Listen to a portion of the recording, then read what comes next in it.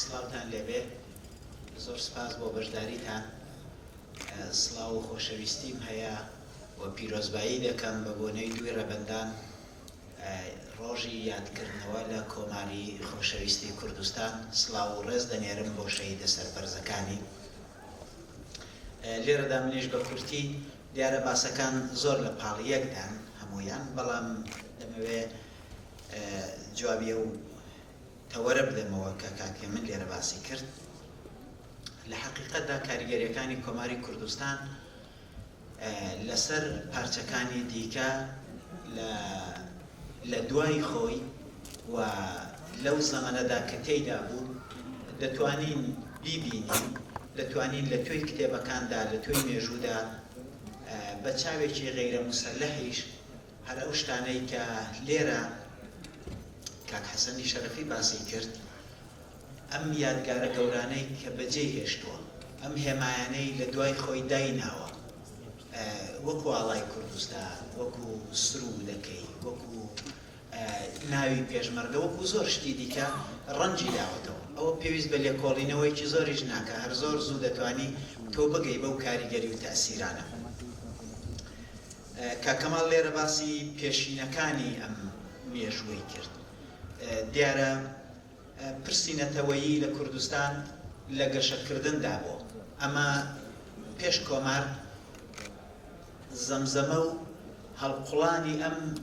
وردەکانیانە وجودیان هەبوو بەڵام کۆمار لە جێیەک لە جێگاکان ئەمانە وەسەر یەک دەخاتەوە و گەورەیەکیان پێدەدا دایان کاتە شوێنێک دایان کاتە ئەدرەسێک دایان کاتە کارێک کە ئێمە ئەمڕۆکانێک تا بە ئەمڕۆژ ئێمە لەسەری ڕابە دەکەین قسە دەکەین دەدوێین ئێمە بە پڕوانکردنەوەی کۆمار نامانەوێ و کەسیش نەویستۆ هیچ شۆڕشێکی دیکەی کوردستان کە بۆ خۆیان کۆماریش لەسەر بنەمای ئەوان دامەزراوە لەسەر دیوارەی ئەوان دامەزراوە کەم ڕەنگ بکاتەوە دەبێت کۆماریش لە جێگای خۆیدا وەکو خۆی هەڵسەنجێنین بە پێشڕەویەکانی بە پڕەنجەکانی کە کەم نین و بە خاڵە لاوازەکانیشەوە بەم پێشینەیەوە کە لێرە کاکەماڵ باسی کرد لە ڕاستیدا ئەوە ڕەزاشای پەهلەوی بوو کە بۆ یەکەم جار ستەمی نەتەوایەتی بە مانە ئەمڕۆیەکەی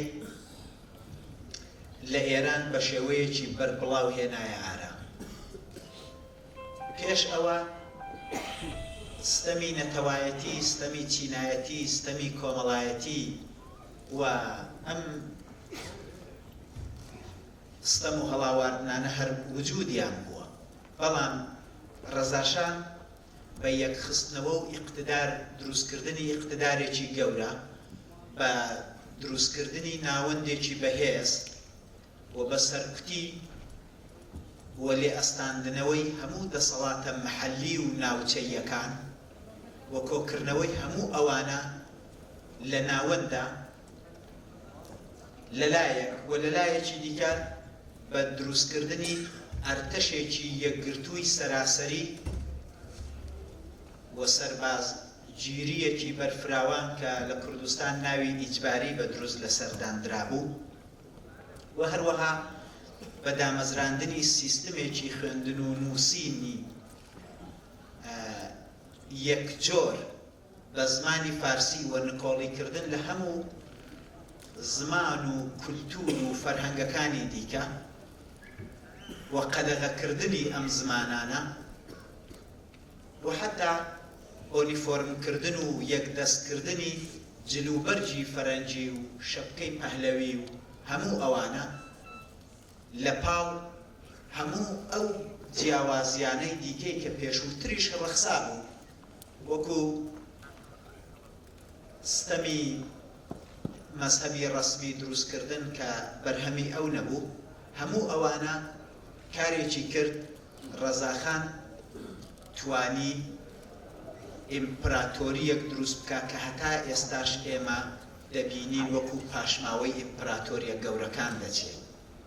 قودرەتی وا لە ناوەند متەمەرکز کرد وا کۆکردەوە دەسەڵاتی لە ناوەڕاستدا کە خوێن نەدەگەیشت بە بەشەکانی دیکە مەحرومیەتێکی زۆری بۆ ناوچەکانی دیکە کە واش هەڵکەوتووە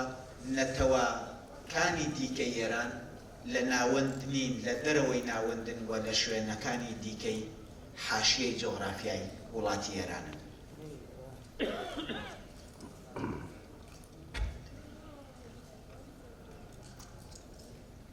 بە پەرەپێدانی فەرهەنگی شێویۆنیستی و ڕەگەزپەرستانەی مەزنخوازی ئێرانی کە تا ئەو لەوێوە ئەم دڕەیدا تا بە ئێستاش ئێمە لەژێر تەوژم و قورسایی ئەم بارستاییەدا هەر هەین. ڕێگا زۆر بۆ ئەوانە خۆشکرا، بەڵام دیارە لە پاڵ هەموو ئەو زوڵم و زۆر و چەوساننەوانەی دیکەدا کە هەروەک لە سەرەتادا باست کرد، کاتێک ڕەزا شا لەژێر گوشاری ڕووس و ئینگلیسدا حکوومەتەکەی ڕووخا، خەڵک ئەو سەردەمانە شایی و لۆغانێک لە دڵیان گەڕا بە دروست و بۆ ماوەی چەند ساڵێک دەسەڵاتی ئەو نەما و سێبەری ئەو بەسەرسەری خەڵکانی ئێران و کوردستاندا کەس بووە. لەم سەردەمانەدا ئێمە سەرهەڵدانی کۆمەڵەی ژێکاف لە 25 گەلاوێژی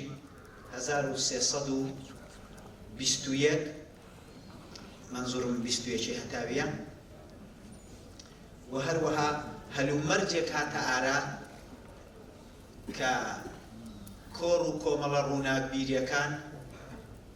ڕێکخراو و ناوەندەهای زۆر لەو سەردەمانەدا سەریان هەڵدا و بیری ئازادی خوازی فراوانتر و فراوانتر بوو، مەجالی کار و چالاکیەکی زۆرتر بۆ ڕووناکبیران و بۆ ئەو خەڵکانەی کە کەوتونە ژێر تەوژمی ئەوستەما فراهەم بوو. لەگەڵ دامەزراندنی کۆمەڵەی ژێکاف هاوکات فرسەتێکی باش لەباری ڕووناکبیری و لەباری گەشەی شعوری نەتەوەییەوە لە کوردستانیش پەرەیسە. ئەمە زۆرتر ئەو سەردەمانە لە شیعر و ئەدەبیاتدا خۆی دەبینێتەوە. ئێمە گەر مراجعە دەکەینەوە بە ڕابردوو زۆرتر لە نێو ئەدەبیات و شیعردا لە نێو ئەسەری ڕووناکبیراندا ئەم دەورەیە دەبینین.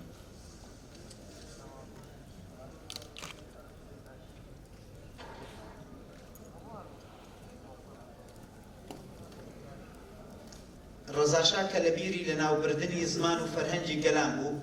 ئێستا ڕووناکبیران زۆرترین کەڵکیان لەو هەلومەرجە وەردەگرت. بە شوێن دروستبوونی کۆمەڵەی ژێکاف و بڵاوبوونەوەی پەرتووک و کتێبەکانی ئەو نووسراوە و ڕاستپاردە و بەرهەمەکانی ئەو بە تایبەتی گۆڤاری نیشتیمان،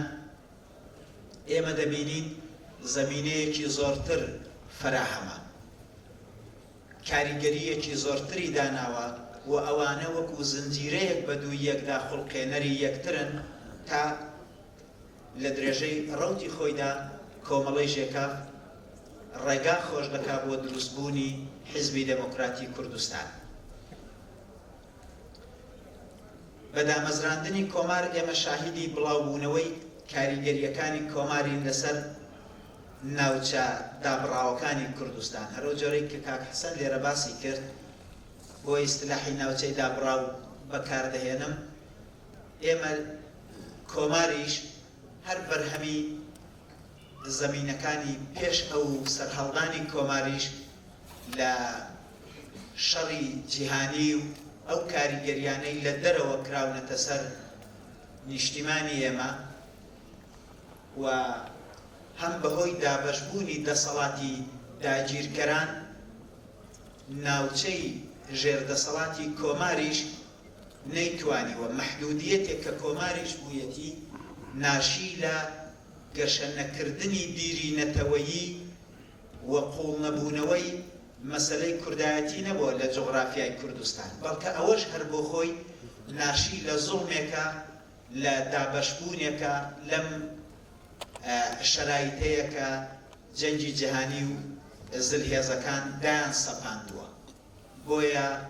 نابێ ئێمە ڕەخنەی مەحدودبوونەوەی جۆغرافیای کۆماریش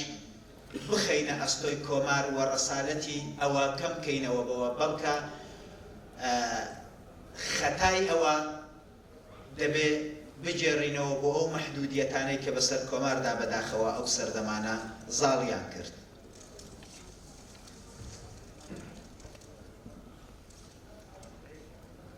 ئێمە لەو ماوەکەمەدا کە حکوومەتی کۆمارمان بووە سەرەڕای هەموو هەر کەم و کورتیە کە بوویەتی و جێگای خۆیەتی قسەی لێ بکەین، بەڵام دەبینین کە خزمەتی زۆری بەشناس و چەمکەکانی نەتەوەیی کردووە و لە ڕاستیدا ئێمە لە کۆمارەوە بزوتنەوەکەمان چۆتە قۆناغێکی دیکە و شاهیدی بوونی حیزبی سیاسی و پەیرە و پرۆگرام و بەرچاوڕوونی لە ئامانج و داواکاریەکانمان و بە زمانێکی دیکە ئێمە لە کۆمەڵەی ژێرکاف و کۆمارەوە خۆمان ناسیوە و بلوغی سیاسی و حیزبی و مەسەلەی نەتەوەییمان چۆتە قۆناغێکی دیکە.